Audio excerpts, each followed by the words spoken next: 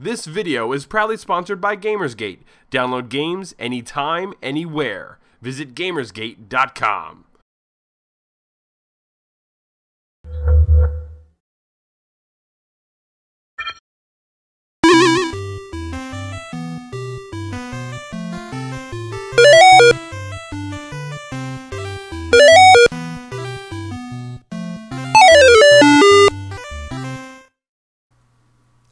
Hello everybody, welcome back to Elder Geeks Game Club. This is episode number 36 and we're talking about PID. My name is Steve and with me as always is Phil. Phil, how are you doing this evening?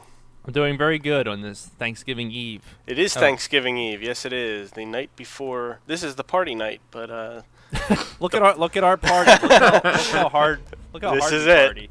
This is it. And joining us for the party as always as well is Randy. Randy, how you doing? Good. I was going to say, my name's not Will. What did I say? Did I say Will? It sounded like you said Will, but you said as well. Yes, I'm here. He's joining us as Will, but his name is Randy. Those of you joining us for the first time, this is the Game Club, and what we do is we pick a game, we play it for a couple of weeks, and then we get together and we have this kind of a book club style discussion, which we record as a podcast, and we also post it on YouTube with some footage, and we just kind of talk about the game. It's not an official review, it's just us chatting about it and having a good time in the process. This time around we did play the game PID, which is a I can barely get the words out. 2D side-scrolling puzzle platformer-ish game, which seems to have become a staple on the show in the past few months. So bear with us, you guys who listen every couple weeks. We'll do our best with this one. Phil's going to go ahead and give us a little backstory on the game. Yeah, so PID stands for Planet in Distress. And as Steve said, 2012 puzzle platformer. Video game developed by Might and Delight. So Might and Delight, these guys are former Grin guys. So Grin, Right. if you remember, is the studio responsible for Bionic Commando Rearmed and the Bionic Commando relaunch. And Grin itself, I guess they're like the first. I don't know if I'd ever consider Grin a major studio, but they were like the first big one to like go down during the whole, when everybody started shutting down during this console gen. I feel like they were the first one to really go down in flames and massive, they had lots of huge bombs that, including Bionic Commando. I think they did a game on that movie Wanted. Oh yeah, right. Oh, yeah. And they had another one too. They had like 3 huge bombs in a row, and then supposedly what really killed them was they were working on like a Final Fantasy spin-off for Square, and Square was like the rumor is that Square was not happy with it, so they pulled it, and that just crushed them. So. And those games, when you say bombs, I mean it's not that they were bad games. They just commercially. I think it was the combo. I don't think any of them were, other than Rearmed, I don't think any of them were very well received. Okay. So I seem to remember hearing good things about that Wanted game, surprisingly, for being a movie spin-off. Yeah. I think it was one of those things where, like, even if anybody appreciated it, it only got like a cult following kind of thing. Like, yeah. And that was about it. Yeah. Fair enough. Right. And I know there was another one, but that whole thing was not in my notes. That was off the top of my head. Sure. See all my knowledge? You're winging it tonight. That's great. Very sagacious. So Might and Delight, these guys, and it's funny, Grin. Grin must have been huge because I believe a lot of guys also spun off and created Fat Shark, which they went on to do Bionic Commando Rearmed too. Right. So Okay. I guess these guys. I thought Fat Shark were a bunch of like former Paradox guys, but I could be totally wrong. It's possible it's a combination. Yeah, maybe. So, anyway, right now, Might and Delight's made up of 11 people. They opened in April of 2010, so in Stockholm, Sweden. So I guess these guys have been working on this game for 2 years. Which, by the way, Sweden is quickly becoming like the video game hub of the planet. Like, there's so many development there's a ton of development studios and publishers there. It's not even funny. Who else is out there? That's big. There, Paradox is out there. Fat Shark is out there. There's Grin. God, who else is there? Not anymore. Well, not anymore. Light and Delight. Dice isn't Dice aren't they from there too? You know what? They might be, because some of these team members worked on Mirror's Edge and Battlefield. Honestly, there's a ton. And Like Killzone. you'll be surprised. Like when you find out about it, you're like, oh, you're Swedish? Huh? Okay, all right. And everybody's from Sweden, it seems like. Yeah. Wow. Well, yeah, I mean, there's a lot of programming talent in that area, which I know as a programmer, not a game programmer, but I know that there's quite a large community of developers up there, so that makes sense that a lot of studios could have some talent to pull from. Good. Well, that's actually good to know. Cool. Yep. So PID, the game finally released Halloween night, October 31st, 2012, on Xbox, PC, and Mac. Also came out on PSN, but I think it came out like a week or two later. In their own words, I found this on their website, PID is our nod to old platforming adventure games, and its action-packed challenges and mind-twisting puzzles ultimately test the player's creative ability and platforming skills. And that is our PID facts and history and all that stuff. All that good stuff. Before we go into game, I want to kind of go back Sure. on my point a little bit. Apparently, Dice is Swedish. Fat Shark, Frictional Games, Grin. I'm kind of just naming some of the bigger ones here.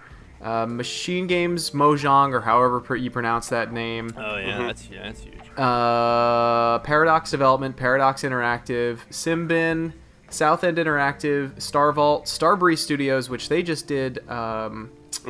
They just did that shooter. Yeah, for PlayStation, right or no? Ah, shoot! What the hell was it called? Syndicate. Yeah. I'm thinking another company. Okay. And Zoink Games. And apparently there's a Ubisoft branch out there too. Ubisoft Massive. So that's a ton. Yeah. Yeah, I wonder like when they all started too. I wonder if it's all like recent developments. Yeah. But anyway. Yeah. Sorry I got us off track there. That's fine. That's fine. So PID, I'll go first. Yeah. Yeah, get him, Phil. No, because I feel like I don't have too much to say. So PID, I feel like I was trying to really give this game a fair chance. When I started it, I was not too thrilled, and then I thought like maybe I was starting to get into it, and then I kind of came back to, yeah, I'm not very thrilled with this, and then I was kind of trying to press on for the sake of Game Club, and then I gave up. So PID, I mean, that sounds strikingly familiar. Yeah, yeah. Why don't you give everybody like just a breakdown of how it's generally played? Right, and this is how the game works. Yeah, I don't want to just leave it so vague. So the game, the main hook, so it's a 2D puzzle platform. So you're jumping. Obviously, it's a side scroller.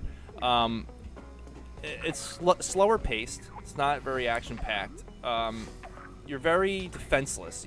Like whenever there's an enemy, you're generally just trying to avoid it. But your main thing here is you can drop these pods, and when they explode on the ground or whatever, they make like these levitation type devices. Like a beam of light. Right, a beam will. So you throw this thing on the ground, a beam of light will shoot out, and then you kind of just ride that beam, and that will take you up to higher to reach places, or you can throw them against walls, and then the beam will shoot you horizontally across the room. And that's basically your way of getting around the game. It looks like there's a ton of other items that open up eventually, but I did not make it that far to see what these other items are.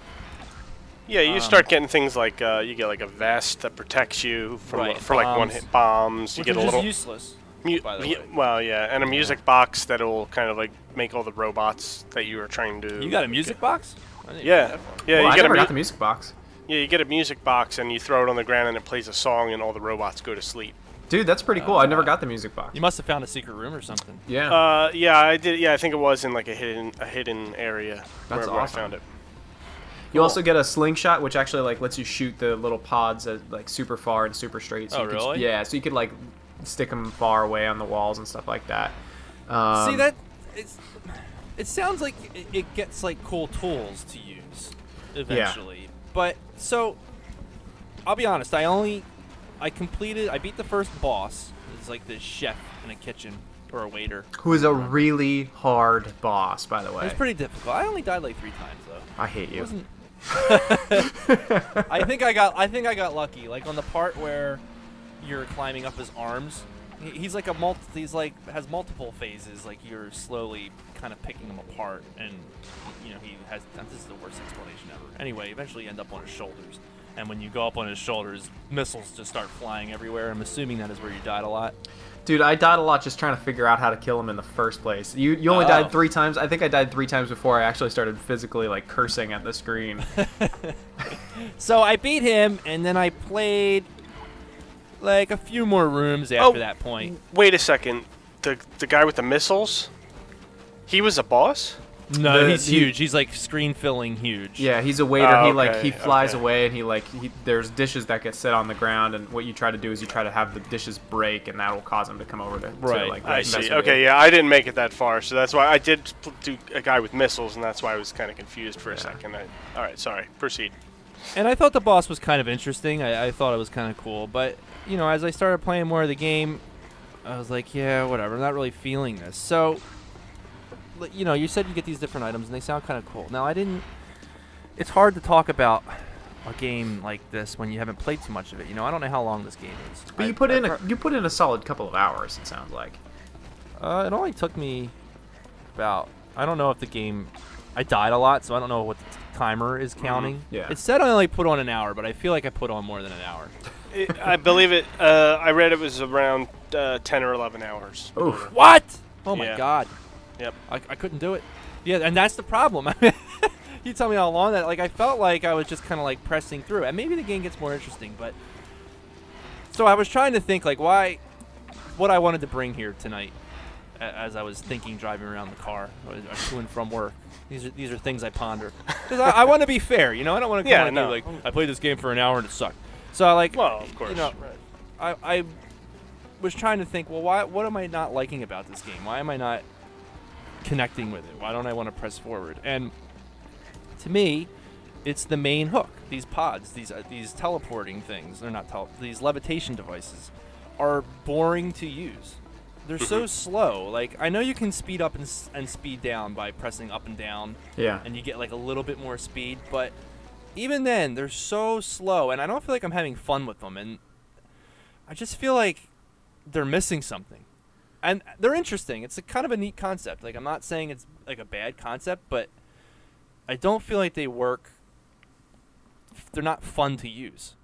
Like am I making sense? Yeah, no, I'm pretty much right there with you, and that was like I feel like when I throw that thing down, I should just be like fucking shot. Like I should just be, like just blast it off, and at the same time kind of have control over it. Maybe it kind of. Maybe it's a little more streamlined and it just kind of darts you, and I wish like you could just kind of jump from them and kind of eject from them. So what you do is when you're in them, think of it kind of like you're basically stuck. And when you hit the jump button, beam. Right, and when you hit the jump button, he just kind of shuffles, and you might jump out of it or you might fall out of the bottom of it.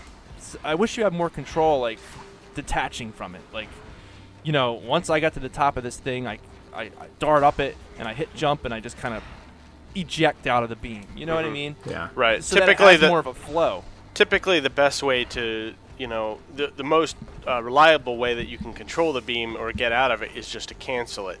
Yeah. And that typically screws you because you'll fall into some sort of obstacle or something. Right. I felt like they were more frustrating than fun. Yeah, I agree. For me, I was a little bit the opposite in that I was really kind of into it in the beginning. And even though the game, like you said, is very slow, it's very methodical. And at first, I liked that. At first, I was like, okay, well, this is cool. I'm kind of, I was really digging the graphics. I liked the music. I liked the whole kind of presentation layer of the game. And at first, it worked for me that it was slow and methodical because it was kind of, even though it was still puzzle platformy, it was kind of complete opposite of what we had just come off of with the Scapegoat. But the thing is as I trudged through it, it's just that fact that it was so slow just kind of snowballed for me and got to the point where I was just like, God, is it just going to be like this the whole time? And it really, it just, I don't know, something about it just wasn't clicking for me either. And I tried to think about it a bit, and yeah, ultimately I think you summed it up the best in that while you're doing this stuff, it just wasn't really fun, I guess. I think not to have this be like a PID crap fest, because that's obviously not what we're trying to do. I think I was the one that picked it for this week, right? Yeah.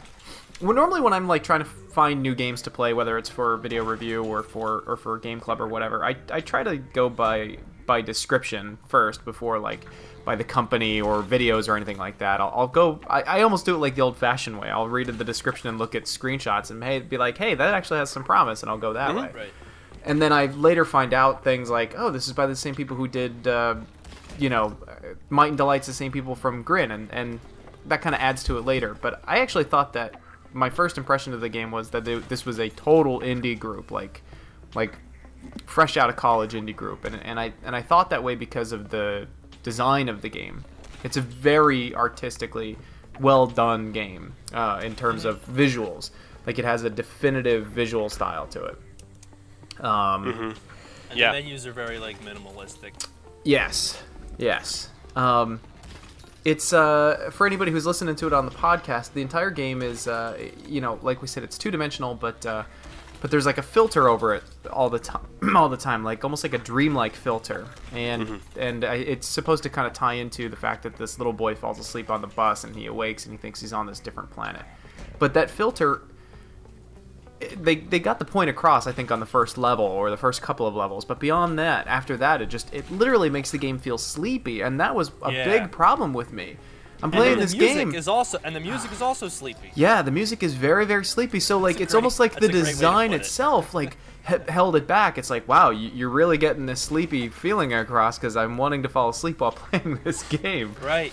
And then you're dealing with these slow-moving things. Right. I think you're right. Like, the whole atmosphere and the music also tied into like, I'm not having fun right now. If it was an upbeat game, because there's been games in the past set in Dreamland, and they've been upbeat and kind of Mario 2. Super Mario 2, Little Nemo, just tons of games in the past. But this really hammers it home, and I think that was one of the biggest problems with it. The second bigger problem with it is, the second problem that I had with it was it. I don't want to say that it held hands too long, because at times it's a very difficult game, but some concepts it definitely really held on to entirely too long. It was like, okay, here's how to use this beam. Now, use this beam very slowly to get through these relatively simple puzzles, and then in 10 levels from now, we're just going to beat the crap out of you. So for 9 levels, you've got crazy easy for super slow pace, and then level 10, it's just like hell. Right. Yeah, I felt like as I was playing it, there were parts where, I already did this move a bunch of times. Maybe they could have trimmed this out. Right. Yeah, and I think not that I played long, but I think that was probably its biggest fault. For a 2D platformer, it didn't do a whole lot of fun platformy stuff. There were levels that I got to that were just really great, and it's after the dishwasher guy, it's after the waiter guy, and you're running around on rooftops. And that level, I thought, hey, the game's really picking up, and here I go again. I'm flying. This is awesome. The pacing is great. There's tons of enemies on the screen. I'm using my gems super fast to work through the environment. And then just after that level, I go to the underground, and it's back to super slow learning curve stuff again. And at that point, I even told Steve, I was like, I played this for 30 minutes. I gotta turn it off. I'm bored out of my brains. One thing I really liked early on in the game, I liked that you could use... some of the stealth stuff I really liked, and I would have liked to have seen more of that, and I felt like they introduced it, and then there was no more of it for quite a while. And I really enjoyed the stealth stuff, and I enjoyed that you could use your lights, your pod beam light thing. So push the lights away? Well, that you could use it offensively too. So like you could throw it on the ground and cause a robot that you were trying to get past to go up and hit some spikes, and then he would explode. Yeah. And I thought that was a really cool use of it, and I would have liked to have done more stuff like that. It just seemed like it was so few and far between the opportunities to do that. It was kind of underused, I guess, is what I'm saying. Yeah.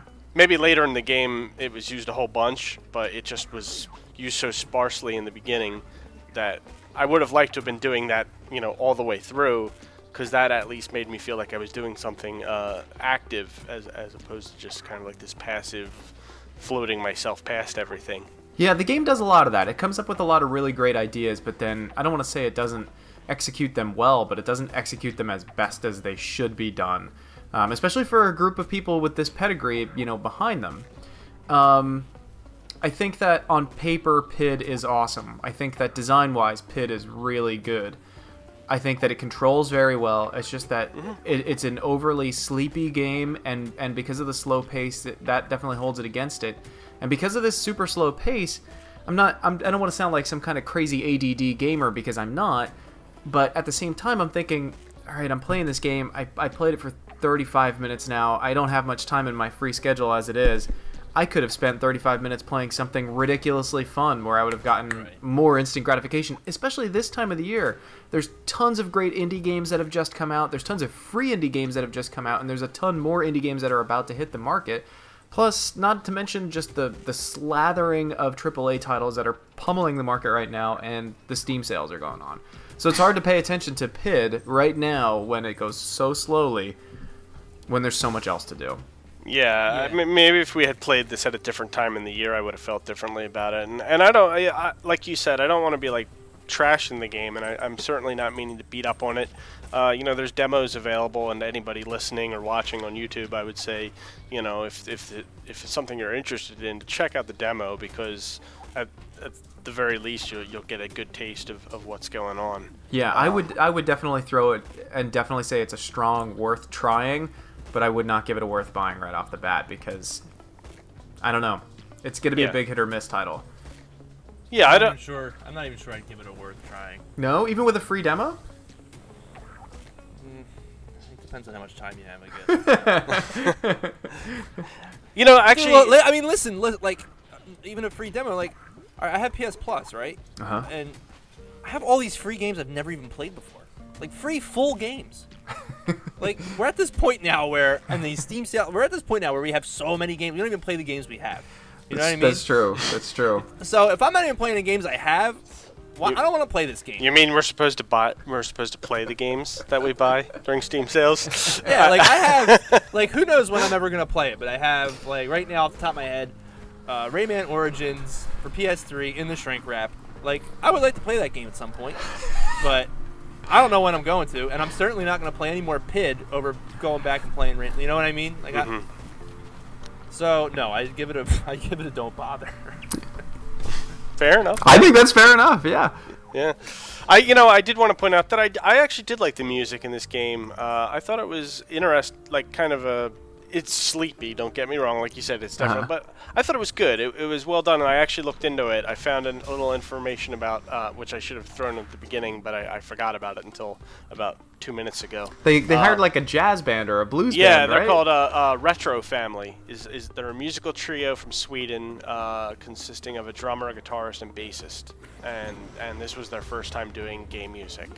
So yeah, I thought it was cool. You know, the music actually, and that first level as well, also the way it looked, it reminded me a lot of Quantum Conundrum, actually. It did, didn't it? The music sounded almost at times like it was from Quantum Conundrum, and I was getting the musical themes mixed up in my head a little bit as I was playing it, but the music is so good, it's overly effective. Yeah, it's almost, the problem with the music is it's almost too good. It really, but though, to be honest, if you were to just listen to the music, like just listen to the music as itself, it would be good music. Nicely played with that line. That was a nod. That was a nod to the what was it? The EGM Gears of War review, where they said the problem with Gears of War is that it was almost too good. Oh. Oh God! One of my favorite lines of all time. a great picture of that one too. Yeah. Oh God! Yeah. So yeah, I guess I don't. Yeah, I feel bad. I feel like I'm kind of cheating the people who tune into the show, but I don't have a ton more to say about the game than that. Yeah, I mean, we didn't play far enough. No, yeah, and I admit that. Yeah, I admit I did not play far enough, and really that kind of is a detriment to my ability to say much more about it. But all I can say is that I didn't play far enough because I just wasn't having enough fun. Exactly. Yeah, I mean, and that's what it comes testament down to. enough, right? Right. I mean, exactly. I mean, that's I feel like I'm not qualified to talk about it, but I mean, I just didn't want to play it. But you're a qualified person to be able to play that much and tell if it's going to be interesting or not, you know? Right. Yeah, yeah. I mean, comparing it again, and I'm doing the thing I said I don't do, but now I'm doing it 2 episodes in a row, so I guess I do it. I'm comparing it to Scapegoat, you know, which was a ton of fun. I was compelled to blast through that and finish it, and yeah, which is so sad, by the way, because people were like, "Oh, this game looks like crap" because of the 8-bit graphics. When Scapegoat is a fucking good game, it's a really good game. Yeah, people were down on that when we did that last time. It is a really good game. Way better than PID. Yeah, and cheaper. Yeah. I think PID's like a $15 game, and Scapegoat's like $5. Yeah. No. I got Right? PID. I got PID for $5. Oh, did you? What? Yeah. I bought it. If you are interested, you can buy it from their website, which I think is pidgame.com or something like that. If you Google it, you'll find it. And yeah, I bought it for $5. DRM free. Let me see this. I swear. Come on, man. I wouldn't make something like that up. I know you wouldn't. Oh, you know what's funny? I'm hitting PID Game, the official website, and it it's appears to be I'm down. getting a girl. Yeah, I'm getting a girl with her backpack. Oh. Me too. The girl. You gotta love that stock photo, dude. Here, is it on Steam? I think it is on Steam now. Yeah, I think it just got added to Steam recently. Dude, Or maybe did they? PID. I want to know what happened to the PID website now. All right, $10. It's $10. I didn't pay $10 for it. I'm telling you. I'm telling you. On sale for Maybe they were trying to put it on sale just so they could pay the. Well, pay we the must server not be the only fees. ones. We must not be the only ones pooping on it because, according to Steam, the Metacritic average is a 64, Oof. which is not so hot. Mm-mm. For a Metacritic, anyway. Not that Metacritic is the end-all be-all. I know everybody hates Metacritic. But if it was an EG score, a 60 out of if there was a 60 out of 100, that would probably be a decent score. EG wise. Right. Yeah, I don't know. Yeah. Yeah, it's weird. I don't know. I know I didn't pay $10 for it. Hey, there's no proof now. That site is gone now. No, man. Pit site, got it. Well, go to the Google cache thing. PC Gamer gave it a 50. I mean, Metacritic's listing as a 50, but I'm assuming out of 100. But I Yeah. don't know what their scale is. Beautiful game with some nice puzzles ruined by your character's inability to perform the platforming as well as you need, which kind of goes back to my point that it's not freaking fun to use these pods. Yeah. Yeah. So. I think if they just increased the speed of the game by 50%, I think that would have made a big difference in the game. And a little more lighthearted. A little more lighthearted. Yeah. You know, there's some fixes. There's some fixes that could be done. I think there's some solid ideas in there. I think, like, you know, when there's like a rotating block and you throw the pod against the block and, you know, your tractor beam can, you know, rotate you around that space. Like, that kind of stuff's cool, but in theory it's cool, but when you're doing it in the game, it's dumb. Yeah. Well, it's slow. I don't want to use the word dumb. Slow. It's slow. slow. Yeah. It's slow. All right. Well, Yeah. what do we have? Two don't bothers and one worth trying? I gave it a worth trying. Okay.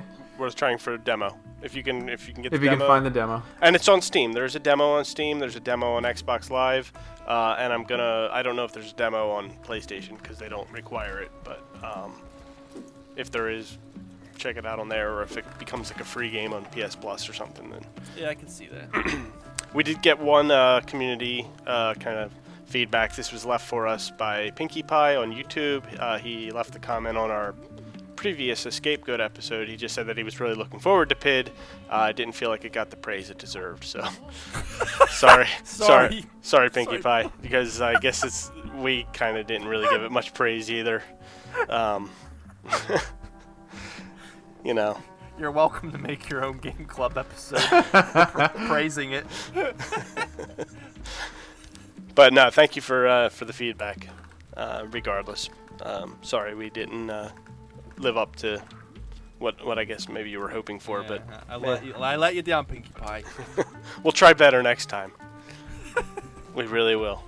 And speaking of next time, what Nitronic Rush. what is this now? Nitronic Rush? Nitronic Rush came out about a year ago. Oh, I don't want to get into the whole history. It's a 2D puzzle platformer. It's a 2D puzzle platformer racing game. No, Steve and I were talking. We were like, we got to get as far away from 2D puzzle platform. And I was actually thinking before. I was like, I'd like to do like a racing game. I was thinking like maybe going back and doing F-Zero or something. Mm-hmm. Just because we've never done a racing game before. I don't think on Game Club, right? No. Untapped genre. We've also never done a sports game. You guys should the come crickets, over. the crickets going in the You background. guys should come over one night. We should play like Mutant League football or something. That'd be fun. We could get Football Manager 2000 something or another. We could do a cool sports game. It just wouldn't be like Madden. Spreadsheet the game. Train simulator. Does that count? No, that's not sports. So yeah, Nitronic Rush, free game. I don't really know how deep this free game is. I don't know how much there is to it. These guys actually, this will all be in the show notes next time, but off the top of my head, these guys actually just did a Kickstarter for like a full, real deal version of this game. But for now, you can download the free version of it, Nitronic Rush. It looks cool. It's a racing game. I don't know how many tracks there are or what, but it's got like a Tron inspired, like everything's glowing, lasers and lights and shit. Yeah, it looks pretty slick. I think that these guys were like inspired by like the old San Francisco Rush games and stuff. So yeah, should be cool. If you go to nitronic-rush.com, and we'll put a link in the show notes and everything as well, but and the YouTube comment area description. But yeah, you should definitely go download it and check it out. They even got the soundtrack up there. Look at that. Yeah. Yeah, so it looks, it looks good. It's got like a following. It's got won a bunch of little awards here. So yeah, check it out, Nitronic Rush. I'm very excited actually. I hope it's good. Me too. And, I mean that dead wholeheartedly. silence. Me too. I mean that about as much as I've ever meant anything in my life. Yeah, so there it is. So free game, guys. Play it. there Leave it comments. I mean, support this. Support Yeah, Game yeah. Club. Support Nitronic Rush. Support everybody. Support Christmas and Thanksgiving. Yes. That's right. Yeah, and then tomorrow is Thanksgiving. I don't know if this episode will necessarily be up before Thanksgiving or if we'll put you'll it up. have already indulged in the turk. Yeah, you'll all be laying around, barely able to click your mouse. But we'll try to get. I guess this will probably go up on Black Friday. Is more realistic. So. Probably, yeah. This and a video review for Air Buccaneers, which I would love to do that on a Game Club before. Yeah, you were saying that. So fun, so fun. Yeah? Yeah, it's. I'll just kind of give a real quick plug for it because it's gonna get a worth buying from me anyway. It's set in. It's a multiplayer. I don't want to call it a multiplayer shooter. It's a multiplayer game where the two sides, the Buccaneers versus the. I think they're Vikings. You basically fly airships and you battle in the air. So you slowly fly these giant balloon airships and like somebody has to pilot the airship and somebody else has to like man the cannons. Like each cannon needs one person behind it and you can have extra people standing by to like load the cannons faster for you and put like extra gunpowder in and everything like that. So you're literally shooting cannons at each other in the sky, like super high up in the sky, and it's just a ton of fun. It doesn't really sound like a very good puzzle platformer. It's not a good puzzle platformer. It is one of the most. Sounds cool. You have to cooperate. Interesting. Yeah. Interesting. Yeah. You have to cooperate to get anywhere in the game. There's no like lone wolf gonna be like, oh, I'm gonna be a sniper and I'm gonna kill like 30 guys. You've got to play together to do well in the game. I just looked it up. I saw it was just recently greenlit on Steam. So. Yes, it's recently greenlit on Steam, and I think it releases on December 4th or 5th or something. 5th. Yeah, 5th. Yeah, we'll put that in the queue. Definitely. That sounds like fun. Sounds cool. like a nice change. Some different stuff. Start mixing it up. 2013. We're gonna be playing some different stuff. Yeah. Mixing it up. We're gonna be mixing it up on the Game Club. Anything else you guys want to? We should get some more classics in there too. I feel like this year we didn't do many classics. Yeah, you're right. Yeah, last year we had a lot of stuff like ActRaiser and ActRaiser. And I know we played ActRaiser. Castlevania 4. Castlevania 4 and ActRaiser, and I feel like there's maybe one more. Yeah. But yeah. All right, sorry. No, that's okay. Anything else before we wrap up here? You guys want to talk about anything? Anything you want to... Nope, I'm good. No, yeah. All right. Well, you guys have a happy Thanksgiving, or I hope you had a happy Thanksgiving if you're listening to this, and be sure to check out Nitronic Rush, and we'll be back in 2 weeks for the next episode of the Game Club.